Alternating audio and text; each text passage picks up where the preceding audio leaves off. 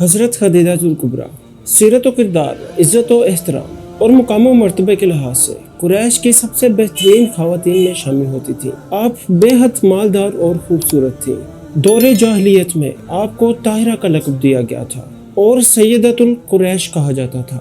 آپ رسول صلی اللہ علیہ وآلہ وسلم پر ایمان لانے والی پہلی خاتون تھی۔ رسول اکرم صلی اللہ علیہ وآلہ وسلم نے 4 خواتین کو جنت کی سب سے بہترین خواتین قرار دیا ہے اور حضرت خدیجہ الکبریٰ رضی اللہ تعالیٰ عنہ ان میں سے ایک ہے۔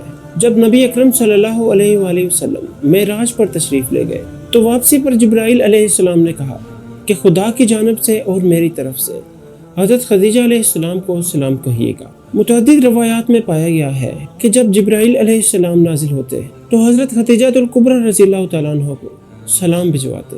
حضرت عائشہ رضی اللہ تعالیٰ عنہ کہتی ہے کہ جب ہم چاہتے کہ حضرت محمد صلی اللہ علیہ وآلہ وسلم خوش ہو تو ہم حضرت خدیجہ الکبریٰ کا تذکرہ نیکی سے یعنی کہ اچھے الفاظ میں کرتے۔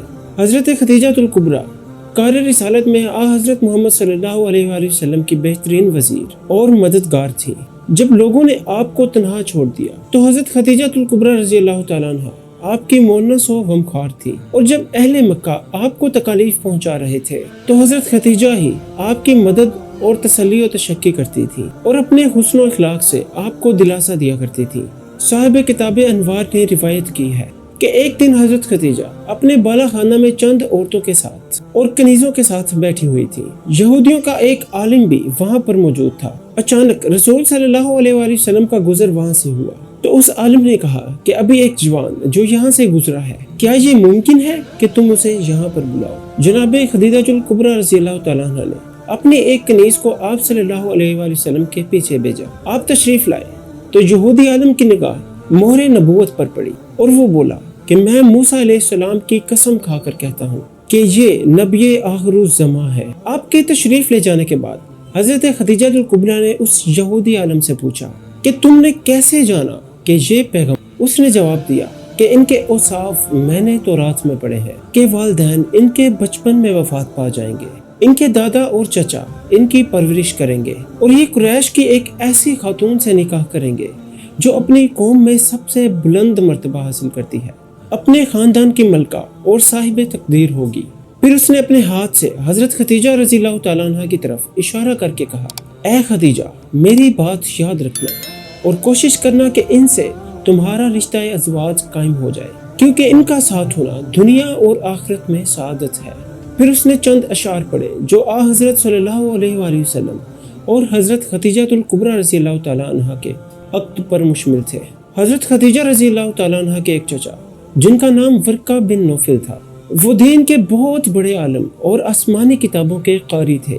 انہوں نے ان تمام تر کتابوں میں آپ صلی اللہ علیہ وآلہ وسلم کی صفات بھی پڑھی کہ آپ قریش کی اس عورت سے نکاح کریں گے جسے اپنی قوم میں سب سے بلند ترین مرتبہ حاصل ہو، اور جو آپ کے لیے اپنی دولت خرچ کرے گی اور تمام تر امور میں آپ کی معاون و مددگار ہوگی۔ ورقہ بن نوفل کو معلوم تھا کہ وہ دولت مند اور بلند مرتبہ حاصل کرنے والی عورت حضرت خدیجہ الکبریٰ رضی اللہ تعالیٰ عنہ ہے، جن کے ہر شہر و آبادی میں غلام اور مویشی موجود تھے۔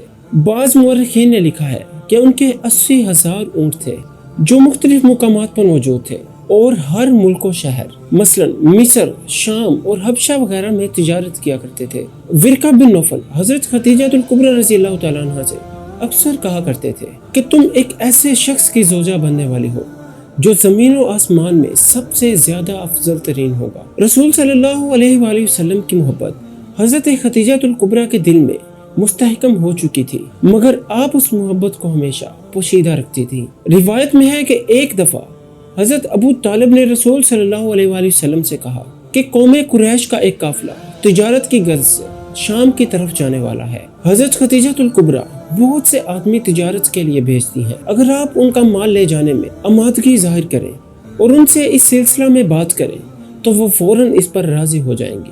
دوسری طرف حضرت خدیجہ رضی اللہ تعالیٰ عنہ کو کسی طرح ابو طالب اور حضرت محمد صلی اللہ علیہ وآلہ وسلم کی اس بات کے بارے میں پتہ چل گیا، لہٰذا انہوں نے خود ہی پیشکش کر دی اور کہا کہ میں آپ کو دوسروں کی بنسبت زیادہ مال دوں گی۔ تو حضرت ابو طالب نے کہا کہ یہ رزق اور مال اللہ تعالیٰ کے فضل و کرم سے آپ کے حصہ میں آیا ہے، تاریخ یعقوب میں لکھا گیا ہے کہ لوگ کہتے تھے کہ حضرت خدیجہ رضی اللہ تعالیٰ عنہ نے آپ صلی اللہ علیہ وسلم پر اجیر کیا ہے، لیکن ایسا ہرگز نہیں۔ آپ صلی اللہ علیہ وسلم کبھی کسی سے اجیر نہیں ہوئے۔ آپ صلی اللہ علیہ وسلم کا سفر شام حضرت خدیجہ رضی اللہ تعالیٰ عنہ کے کرندے کے طور پر نہیں بلکہ نفع و نقصان میں شراکت کے عنوان پر تھا۔ الغرض آپ نے تمام تر سامان فروخت کیا۔ آپ کی نسبت سے منافع پہلے سے 2 گنا ہوا۔ آپ کی واپسی دوپہر کے وقت ہوئی۔ اس وقت حضرت خدیجہ اپنے بالا خانے میں تشریف فرما تھی۔ سرور دو عالم کو اس حال میں دیکھا کہ آپ صلی اللہ علیہ وسلم خود اونٹ پر سوار ہے اور 2 فرشتے آپ پر سایہ کیے ہوئے ہیں۔ انہوں نے یہ منظر گھر میں موجود دوسری تمام تر عورتوں کو بھی دکھایا تو سب حیران رہ گئے۔ آپ صلی اللہ علیہ وسلم ان کے پاس پہنچے اور سفر میں ہونے والے تمام تر نفع و نقصان کے بارے میں آپ کو بتایا اور وہ بہت ہی خوش ہوئی۔ حضرت خدیجہ رضی اللہ تعالیٰ عنہ بہت ہی دانا خاتون تھی۔ اس وقت بہت سے لوگ حضرت خدیجہ سے نکاح کی آرزو رکھتے تھے اور اس سلسلہ میں ہر ممکن کوشش کر رہے تھے، کیونکہ آپ اوصاف حمیدہ کی حامل اور اعلیٰ حسب و نسب کی مالک تھی اور دولت مندی میں سب پر فوقیت حاصل کرتی تھی، مگر آپ نے کسی کی طرف بالکل بھی توجہ نہ فرمائی۔ حضرت خدیجہ الکبریٰ نے آپ صلی اللہ علیہ وسلم کے اخلاق اور کردار سے متاثر ہو کر اپنی ایک کنیز نفیسہ بنت منجہ کے ہاتھ شادی کا پیغام بھجوایا۔ نفیسہ کہتی ہے کہ جب میں آپ صلی اللہ علیہ وسلم کی خدمت میں شادی کا پیغام لے کر حاضر ہوئی تو آپ صلی اللہ علیہ وسلم نے قبول فرمایا۔ نفیسہ نے واپس آ کر حضرت خدیجہ رضی اللہ تعالیٰ عنہ کو آپ صلی اللہ علیہ وسلم کی رضامندی کے بارے میں بتایا تو انہوں نے ایک شخص کے ذریعے آپ کو پیغام بھیجا کہ فلاں وقت اپنے خاندان کے اکابرین کے ساتھ میرے اس غریب خانے میں نکاح کے لیے تشریف لائیے، اور ایک آدمی اپنے چچا عامر بن اسد کی طرف روانہ کیا کہ وہ نکاح کے ولی بن کر تشریف لائیں۔ بس وہ بھی پہنچے تو سرور کائنات بھی اپنے چچاؤں کے ساتھ تشریف لے آئے۔ روایت کے مطابق آپ کی عمر اس وقت 25 سال تھی اور حضرت خدیجہ الکبریٰ رضی اللہ تعالیٰ عنہ کی عمر اس وقت 40 سال تھی۔ ابو الحسین بن فارس روایت کرتے ہیں کہ آپ کا اور حضرت خدیجہ کا نکاح آپ صلی اللہ علیہ وسلم کے چچا حضرت ابو طالب نے پڑھایا۔ سبسکرائب